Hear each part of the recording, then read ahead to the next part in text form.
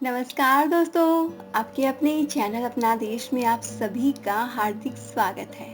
दोस्तों आज इस वीडियो में हम ये जानेंगे कि आखिर चौघड़िया होता क्या है, इसकी गणना कैसे होती है और चौघड़िया का हम उपयोग कैसे करें, किस घड़ी में और किस योग में कौन सा काम करना अच्छा होता है, इसका महत्व क्या है और कौन कौन से चौघड़िए होते हैं, इन सब के बारे में हम इस वीडियो में डिटेल में जानेंगे। तो पहले भगवान श्री विष्णु को याद करते हुए ओम नमो भगवते वासुदेवाय का नाम लेंगे। कमेंट में आप जरूर से लिखें ओम नमो भगवते वासुदेवाय और श्री हरि का नाम लेते हुए शुरू करते हैं आज का वीडियो। दोस्तों किसी भी कार्य को शुरू करने के लिए शुभ लग्न और मुहूर्त को देखा जाता है। इसके अंतर्गत क्या देखते हैं हम? वार, तिथि, महीना, वर्ष, लग्न, मुहूर्त, योग, नक्षत्र, तो ये सब हम देखते हैं और इस क्रम में किसी भी वार को कौन सा समय शुभ है या नहीं ये देखा जाता है। यानी चौघड़िया समय का वह हिस्सा है जो शुभ या अशुभ होता है। तो सबसे पहले हम ये जानते हैं कि चौघड़िया क्या है। दोस्तों जिस तरह से वर्ष के दो हिस्से होते हैं, उत्तरायण और दक्षिणायन, महीने के दो पक्ष होते हैं, कृष्ण पक्ष और शुक्ल पक्ष, और उसी तरह किसी वार या दिन के दो हिस्से होते हैं, दिन और रात। इसमें भी सूर्योदय और सूर्यास्त के मध्य के समय को दिन का चौघड़िया कहा जाता है और सूर्यास्त से अगले दिन के सूर्योदय के मध्य के समय को रात्रि का चौघड़िया कहा जाता है। यानी कि सुबह के 6 बजे से लेकर शाम के 6 बजे तक का जो समय है वो दिन के चौघड़िए में आएगा और शाम के 6 बजे से अगले दिन की सुबह तक का जो समय है वो रात्रि का चौघड़िया होगा। दरअसल प्रत्येक दिन का हर घंटा एक ग्रह की गति से जुड़ा हुआ है जो तदनुसार शुभ या अशुभ फल देता है। हर दिन को कुछ अच्छी समय अवधि और बुरी समय अवधि होती है और ये शुभ या अशुभ चरण चौघड़िया तालिका के साथ निर्धारित होते हैं। भारतीय ज्योतिष शास्त्र में सूर्योदय से सूर्यास्त और सूर्यास्त से सूर्योदय के बीच के समय को 30-30 घटी में बांटा गया है और चौघड़िया मुहूर्त के लिए उसी 30 घटी की समय अवधि को 8 भागों में विभाजित किया गया है।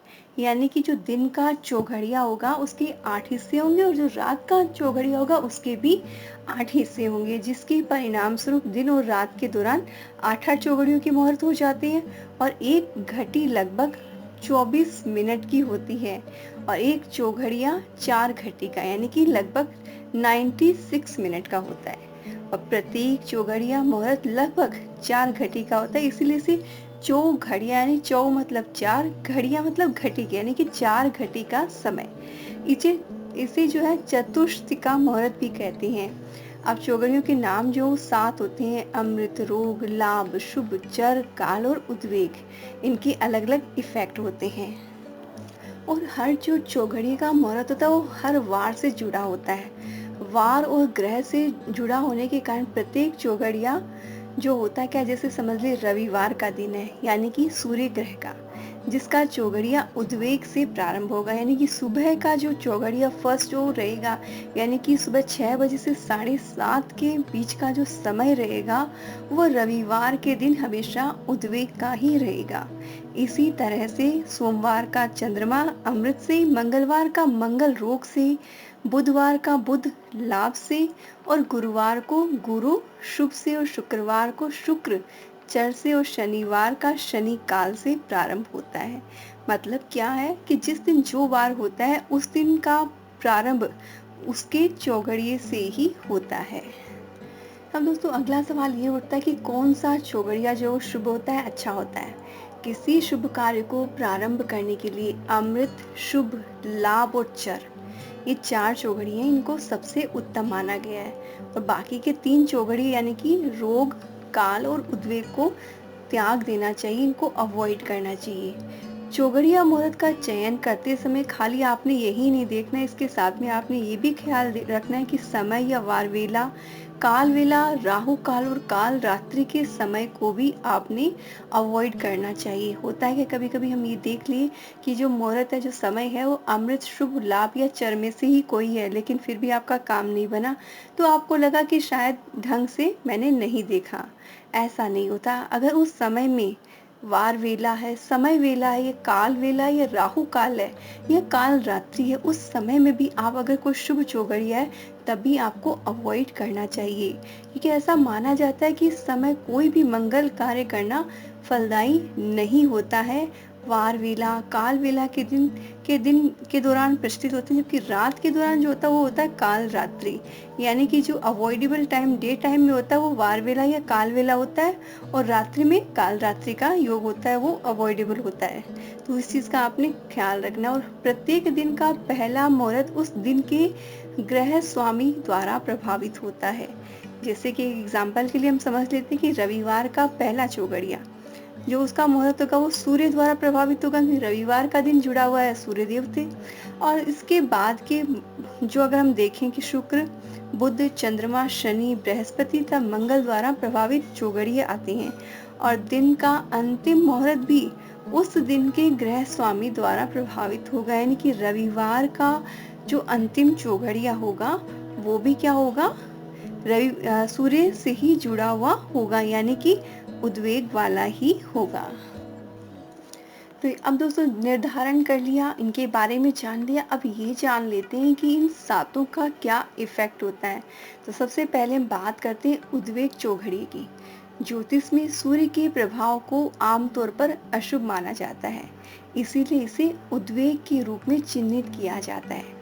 हालांकि इस चौघड़िए में सरकारी कार्यों को किया जा सकता है, यानी कि आपको कोई सरकारी काम कंप्लीट करवाना है तो आप जो है उद्वेग के चौघड़िए में भी करवा सकते हैं। बाकी कोई भी काम जो है वो आपने उद्वेग के टाइम में नहीं करवाना चाहिए, क्योंकि उद्वेग का जो चौघड़िया होता है उसे शुभ नहीं माना जाता है, सिर्फ सरकारी कार्यों के लिए ही यह उचित होता है। अब दूसरा चौघड़िया यानी कि चर चौघड़िया, इसको शुक्र को एक शुभ और लाभकारी ग्रह माना गया है, इसीलिए इसे चर या चंचल के रूप में चिन्हित किया गया है।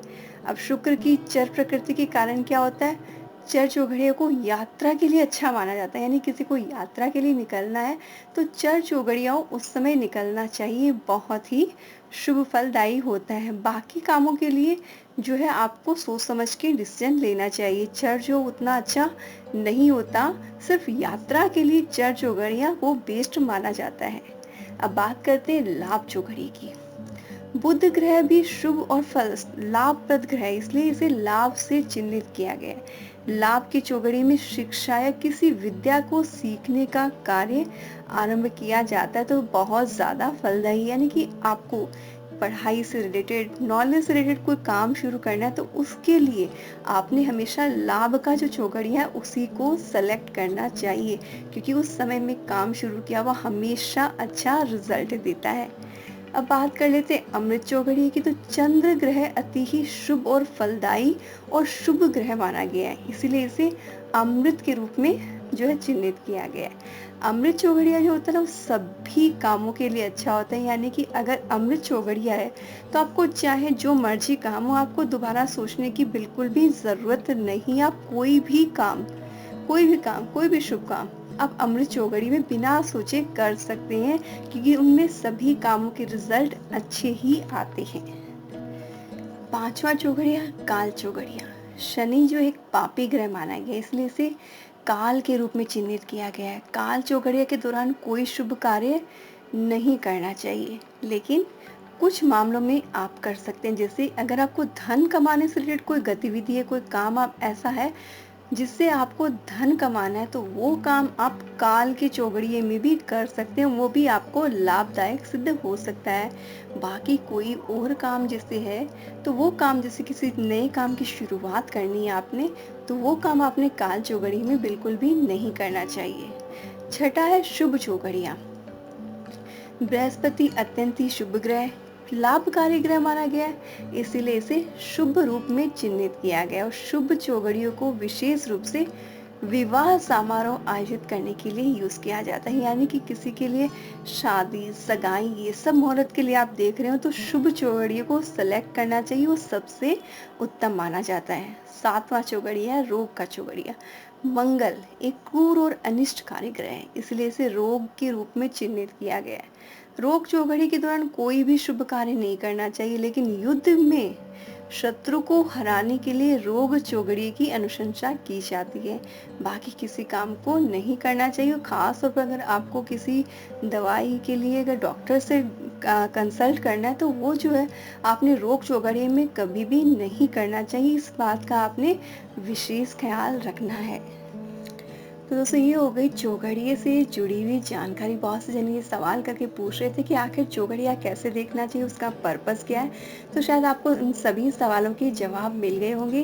तो इसके साथ ही मैं आपके साथ रोज रात को पंचांग का वीडियो शेयर करती हूँ। इसलिए अगर आप डेली का पंचांग देखना चाहते हैं तो आपने क्या करना है, अपना आदेश चैनल को सब्सक्राइब कर लेना और घंटी में ऑल की ऑप्शन को आपने सेलेक्ट करना है ताकि कोई भी नोटिफिकेशन आपसे मिस ना हो। आप डेली जो है अगले दिन का जो पंचांग है वो रोज रात को देख पाएंगे। इसके साथ दोस्तों अगर आपको चौघड़ी की डिटेल, डेली डिटेल चाहिए तो आप कमेंट करके जरूर से बताएं। मैं आपके लिए रोज सुबह चौघड़ी का वीडियो जरूर से शेयर करूंगी। क्योंकि दोस्तों दिन का जो चौघड़ी का समय होता है वो सुबह 6 बजे से शाम के 6 बजे तक का रहता है और रात्रि की चौघड़ी का समय शाम को 6 बजे से सुबह अगले दिन की सुबह तक का रहता है। तो इसकी अगर डिटेल आपको चाहिए तो कमेंट करके ज़रूर से बताएं। और साथ ही दोस्तों ये बताएं कि आपको ये वीडियो कैसा लगा।